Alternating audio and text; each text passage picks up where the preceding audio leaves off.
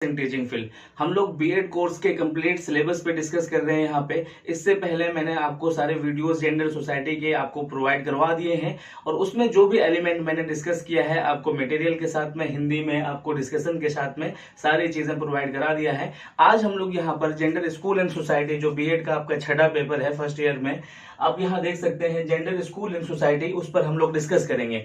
Gender school and society में इससे पहले जो वीडियोस मैंने आपको प्रोवाइड कराया है जिसमें मैंने जेंडर का डेफिनेशन, सेक्स, सेक्सुअलिटी का डेफिनेशन है ना, पेट्रियार्की, मेट्रियार्की, फेमिनिस्ट और उसके बाद मास्कुलिनिटी का मैंने डेफिनेशन आपको बता दिया है। अगर वो वीडियो आपने नहीं देखा है तो वो वीडियो देख लेंगे तो आपके लिए ये वीडियो ज्यादा हेल्पफुल रहेगा और अंडरस्टैंडिंग में भी बहुत ज्यादा कैपेबल होगा। उसके बाद हम लोग यहाँ पर डिस्कस करते हैं कि आज जो हम लोग का टॉपिक होगा वो टॉपिक होगा लिबरल फेमिनिज्म के बारे में हम लोग आज यहाँ पर पढ़ेंगे। उससे पहले मैं आपका कॉन्सेप्ट क्लियर कर देता हूं।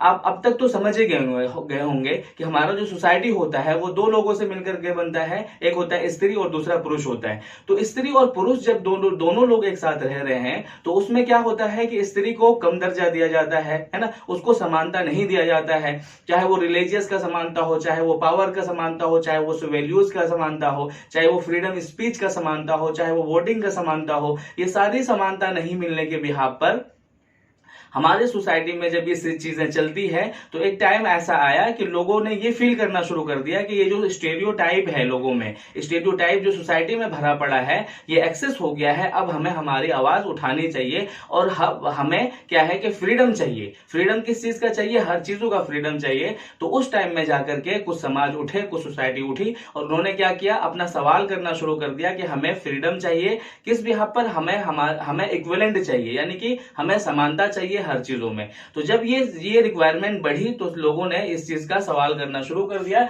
जिसके बिहाफ पर इसका क्या कहते हैं, ये वजूद में आया और क्या कहते हैं, इस पर बात की जाने लग गई। हम अगर हिस्टोरिकल पर्सपेक्टिव से देखेंगे तो 1983 में एक नाम आता है एलिसन जेजर। एलिसन जेजर ने क्या किया कि जब ये बात बहुत बढ़ने लग गई सोसाइटी में, ये क्या कहते हैं, बहुत सारी खराबियां फैलने लग गई।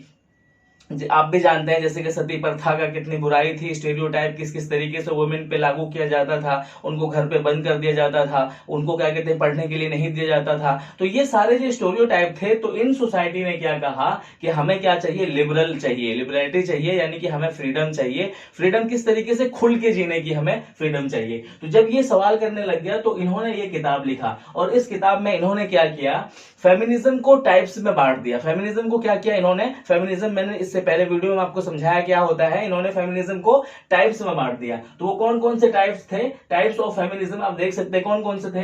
पहला था आपका लिबरल फेमिनिज्म, दूसरा था आपका सोशल फेमिनिज्म, तीसरा था आपका मार्क्सिस्ट फेमिनिज्म और क्या कहते हैं चौथा था आपका रेडिकल फेमिनिज्म। इन सारे पॉइंट पे मैं नेक्स्ट वीडियो में डिस्कस करता रहूंगा इसी तरीके से। अभी हम लोग समझते हैं लिबरल फेमिनिज्म। तो लिबरल फेमिनिज्म जो है वो फॉलो करता है लिबरलिज्म के फ्रेमवर्क को, उसके प्रिंसिपल को, उनके अथॉरिटी को और उनके सारे कॉन्सेप्ट को क्या करता है, ये फॉलो करता है। अभी आप ये समझिए कि ये जो लिबरल फेमिनिज्म है वो उसकी डिमांड क्या है, वो उसके कैरेक्टरिस्टिक्स क्या है, वो क्या चाहते हैं, लिबरल फेमिनिज्म जो है क्या चाहते हैं। अभी उसके कैरेक्टरिस्टिक्स को इसमें देखिए, आपको ज्यादा क्लियर हो जाएगा कि liberal feminism wanted a change in society, यानी कि जो स्टेरियोटाइप भरा हुआ है सोसाइटी में जो सती प्रथा है ना, चाइल्ड मैरिज है, उसके बाद वीडो सिस्टम में जो खराबियां हैं है ना, मेन वायलेंस है ओवर वुमेन पे, उन सारी चीजों को ये क्या कहते थे कि सोसाइटी से इनको खत्म करो। दूसरा पॉइंट में देख सकते हैं आप क्या कहता है, ये इक्वालिटी अमंग रिलीजियस के बिहाफ पर हमें अलग नहीं किया जाएगा, डिस्क्रिमिनेशन नहीं किया जाएगा, हमें इक्वालिटी का दर्जा दिया जाएगा। Nation should tolerate all religious, nation को क्या चाहिए कि वो ऑल रिलीजियस को क्या करे, रिस्पेक्ट करे, इज्जत करे और उसको क्या करे, टॉलरेट करे और उसको बर्दाश्त करे और पूरी तरीके से उसको सारी अथॉरिटी प्रोवाइड कराए। Oppose the uncontrolled power of dynastic ruler. Dynastic ruler का क्या मतलब होता है कि पहले क्या कॉन्सेप्ट था, ये मानते थे कि राजा का बेटा ही राजा बनेगा, वही हुकूमत करेगा, वही पावरफुल रहेगा और उसी के हाथ में सत्ता रहेगी। ये क्या कहता है कि ऐसा नहीं है। अगर उसके अंदर स्किल नहीं है, उसके अंदर काबिलियत नहीं है, वो स्किलफुल नहीं है ना, उसके अंदर कौशलता नहीं है राजा बनने का, तो ये स्टेरियोटाइप डायनेस्टिक रूलर खत्म किया जाए, ये कहता है। उसके बाद believe that individual rights should be protect against government. Government को क्या कहना चाहिए, इंडिविजुअल राइट्स देना चाहिए। इंडिविजुअल राइट्स का क्या मतलब होता है, इंडिविजुअल राइट्स का मतलब ये होता है कि हमें हमारे अधिकार के अकॉर्डिंग, हमारे पर्सनालिटी के अकॉर्डिंग हमें इंडिविजुअल राइट्स मिलना चाहिए, यानी कि वुमेन को अलग से मिलना चाहिए और मेन को अलग से। ये नहीं कि मेन जो है अपना अधिकार किस पे जमा रहा है, वुमेन पे जमा रहा है। उसके बाद है आपका argue for a representative elected parliamentary government. ये क्या कहता है, पार्लियामेंट्री गवर्नमेंट ये कहता है कि गवर्नमेंट पे जो भी वोटिंग का जो अधिकार है, गवर्नमेंट में सरकार बनाने का जो अधिकार है, वो दोनों को बराबर का मिलना चाहिए। उसके बाद है आपका supported judiciary which must be well trained and independent.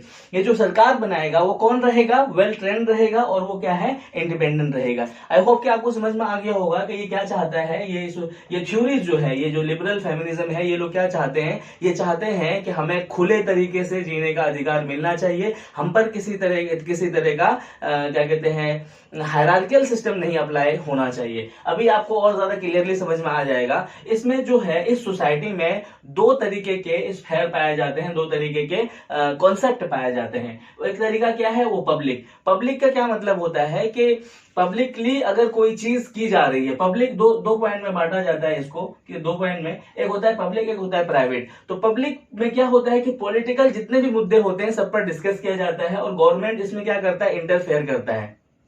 यानी कि यहाँ पर लॉज सारे अप्लाइकेबल होते हैं, है ना, अप्लाइकेबल के होते हैं यहाँ पर। यानी कि अगर आपने कोई चीज गलत किया तो आपको गवर्नमेंट उसकी सजा देगी, अगर आपको कोई अधिकार नहीं मिला है तो गवर्नमेंट उसको अधिकार देगा। लेकिन ये जो प्राइवेटाइजेशन है, प्राइवेट में इस चीज को नहीं फॉलो किया जाता है। प्राइवेट में गवर्नमेंट इस क्या कहते हैं, अपना इंटरफेयर नहीं करता है। और यहाँ पर सारी जो लड़ाई है, यहाँ पर सारी लड़ाई यहीं पर है प्राइवेट का। क्यों? क्योंकि जो मेन होते हैं वो वुमेन को अपनी प्रॉपर्टी समझते हैं, प्राइवेट प्रॉपर्टी समझते हैं, चाहे वो घर की प्रॉपर्टी हो, बच्चों की प्रॉपर्टी हो, जैसे घर संभालना, बच्चों को संभालना, पूरे आदमियों को संभालना, सारे फैमिली को संभालना उसी के हाथ में होता है। तो यहाँ पर जो ये होम डोमेस्टिक वायलेंस जो किया जाता था, इसकी जो डिमांड की यहाँ पर यही वजह थी, ये वजह थी कि ये जो प्राइवेट की वजह से गवर्नमेंट इस पर इंटरफेयर नहीं करता था। फिर जाकर के इन्होंने, लिबरल फैमिलीज ने क्या किया, सवाल उठाया और ये कहा कि ये जो प्राइवेट प्रॉपर्टी हमें समझते हैं उसमें भी गवर्नमेंट का इंटरफेयर होना चाहिए, उसमें भी गवर्नमेंट का इंटरफेयर होना चाहिए। जिसके बिहाफ पर क्या हुआ, जिसके बिहाफ पर डोमेस्टिक वायलेंस एक्ट बनाया गया और वो एक्ट जो है पूरी दुनिया में लागू है कि डोमेस्टिक वायलेंस क्या कहते हैं, वुमेन नहीं सहेंगी। ठीक है, ये लिबरल फैमिली ने इसका क्वेश्चन किया। अब हम समझते हैं कि इंडिविजुअलिज्म का क्या मतलब होता है। इंडिविजुअलिज्म का मतलब ये होता है कि हमें हमारे तरीके से जीने का अधिकार है, हम जिस तरीके से जीना चाहेंगे, हम जिस तरीके से चीजों को सीखना चाहेंगे, उस तरीके से सीखने, उस तरीके से फॉलो करने, उस तरीके से रिलीजियस को फॉलो करने का हमें अधिकार होना चाहिए। देखिए इसमें कौन कौन सा कॉन्सेप्ट इंक्लूड किया जाता है। Included women in the category of individual. ये कहने का मतलब है कि उस टाइम में वोमेन को अलग कैटेगरी में रखा जाता था। अलग कैटेगरी का क्या मतलब है कि मेन जो है उस पर पावर करता था, मेन जो है अपना अधिकार उस पर जमाता था। तो वुमेन क्या कहती है, स्त्री ये कहती है कि हमें इंडिविजुअल कैटेगरी में इंक्लूड किया जाए। ऐसा नहीं है कि इंडिविजुअल से हमें अलग कर दिया जाए, हमें दूसरा कोई हमारे ऊपर अधिकार चलाए, बल्कि हमें भी अपने तरीके से, अपने पर्सनालिटी के अकॉर्डिंग हमें जीने का अधिकार मिलना चाहिए। उसके बाद है आपका men and women both possess reason and rationality। rationality का क्या मतलब होता है, rationality का मतलब होता है स्किलफुल होना, है ना। उसके बाद reason का मतलब उसकी वजह होना। ये उस टाइम में क्या होता था कि उसको rationality नहीं माना जाता था, women को क्या होता था, rationality नहीं माना जाता। ये कहते थे कि वो जो है आदमी के अंडर में ही रह करके हमेशा काम करेगी। तो ये क्या कहता है, इसका कॉन्सेप्ट ये कहता है कि नहीं, आदमी के अंदर में रह करके काम नहीं करेगी, बल्कि उसके अंदर भी रीजन है, उसके अंदर भी रैशनैलिटी है, तो उसको भी बराबर का अधिकार मिलना चाहिए। उसके बाद नेक्स्ट पॉइंट है आपका no discrimination on the basis of sex, यानी कि लिंग के आधार पर दोनों को डिस्क्रिमिनेशन, हायरार्कियल सिस्टम नहीं फॉलो किया जाएगा, बल्कि दोनों को बराबर का अधिकार दिया जाएगा, चाहे वो फ्रीडम ऑफ स्पीच हो, फ्रीडम ऑफ रिलीजियस हो, फ्रीडम ऑफ वोटिंग हो, किसी भी तरीके का हो, हर तरीके में क्या है, दोनों को बराबर का अधिकार दिया जाएगा। लिंग के बिहाफ पर दोनों को अलग नहीं किया जाएगा। ठीक है, नेक्स्ट पॉइंट देख सकते हैं आप, लिबरल फेमिनिज्म इज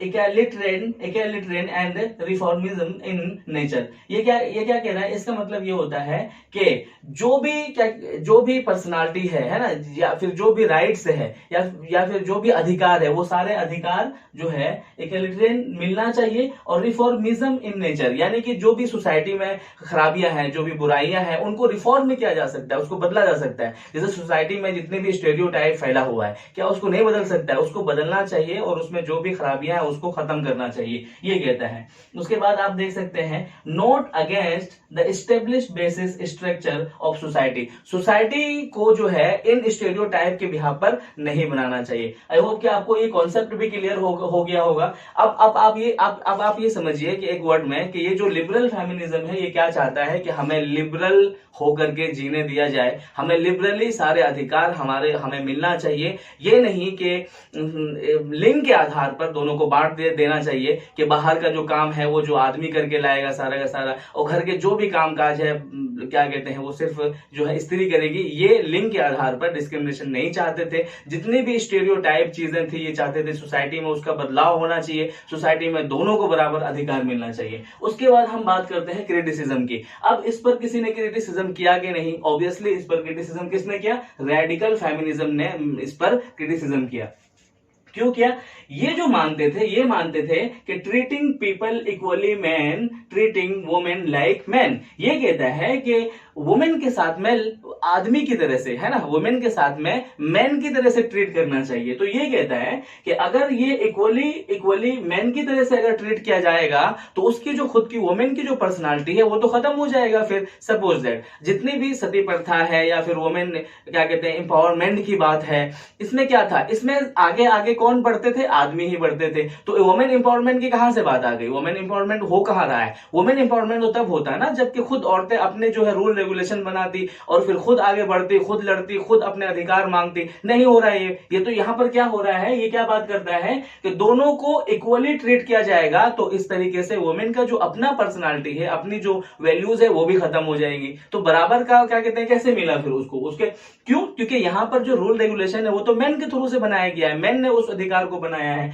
तो अगर दोनों के साथ में ऐसे ही ट्रीट करेगा तो क्या होगा? वुमेन के साथ में की जो खुद की पर्सनालिटी है वो खत्म हो जाएगी। दूसरा जो क्रिटिसिज्म क्या हुआ था? क्रिटिसिज्म को हिंदी में आलोचना कहते हैं। दूसरा आलोचना क्या हुआ था?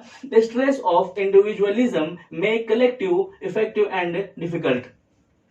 यानी कि ये क्या कह रहा है? इंडिविजुअलिज्म की बात करता है। ये कहता है ना कि हम मुझको इंडिविजुअलिज्म का अधिकार देना चाहिए, यानी कि मैं किसी के अंडर में रह करके काम नहीं करूंगी, बल्कि जो मेरी खुद की पर्सनालिटी है, मेरी जो खुद की डिमांड है उस पर मैं काम करूंगी। तो ये कहता है कि इस पर क्रिटिसिज्म करता है कि अगर सब कोई अपने अपने अधिकार अलग अलग तरह, वुमेन जो है अपना अधिकार अपने तरीके से कर रही है, अपना जो डेवलपमेंट अपने तरीके से कर रही है, मैन जो है अपना अधिकार अपना जो डेवलपमेंट अपने तरीके से कर रहा है, तो इस तरीके से दोनों बढ़ जाएंगे और फिर सोसाइटी डेवलप नहीं कर पाएगा। ये कहता है कि दोनों को कंधे से कंधा मिला करके चलना चाहिए, इंडिविजुअली इसको डिफरेंशिएट नहीं करना चाहिए। उसके बाद है आपका next point, no attention given on patriarchy structure. Patriarchy के बारे में बताया, पितृसत्ता जो मैंने इससे पहले आपको पढ़ाया वीडियो में, ये इन्होंने जो है पेट्रियार्की सिस्टम पे कोई बात ही नहीं किया। किसने? लिबरल फेमिनिज्म ने क्या किया? पेट्रियार्कल सिस्टम पे कोई बात ही नहीं किया। जबकि पेट्रियार्कल सिस्टम में क्या होता है? पूरा का पूरा अधिकार, पावर, डिसीजन सब कुछ किसके हाथ में होता है? मैन के हाथ में होता है। तो ये सारी